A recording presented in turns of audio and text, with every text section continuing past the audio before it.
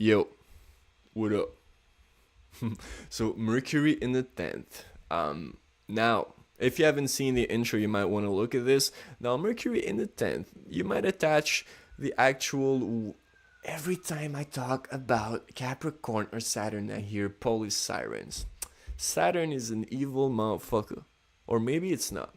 But actually, Mercury in the 10th house, you might attach a certain status to the way people are speaking or expressing themselves. So when you hear me saying, yo, what, motherfucker, or talking about the police, you might be asserting that my status is linked to my actual way of unifying ideas, of communicating, and your own, because the area of life in which the mental plane and unifying ideas plays for you is really going to be linked to your status and the image that people see of you. Now, in the ninth house video, I was explaining how when you look up at the sky, usually you're going to see the ninth house and the 10th house.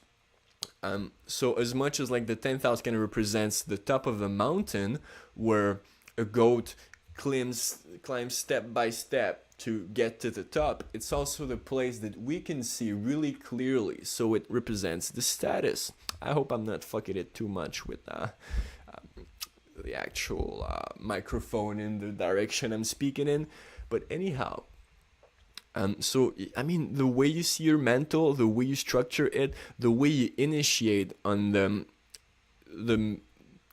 the unification of ideas, the certain structure of your mental abilities, you're gonna be portraying that in your status. Now, you might be someone who's seen as a thinker or someone who's able to really, I want to say, polish the way people are thinking, but that's more of the Virgo sixth house energy. You're gonna be someone who initiates on the structure that you see fit, the earthly, tangible structure of the mind. So you might be someone who actually puts out the thesis, or this might also be Aquarius because they're also represented by the 11th house because it's also linked to Saturn. But you might be someone who actually initiates on a new way of seeing things.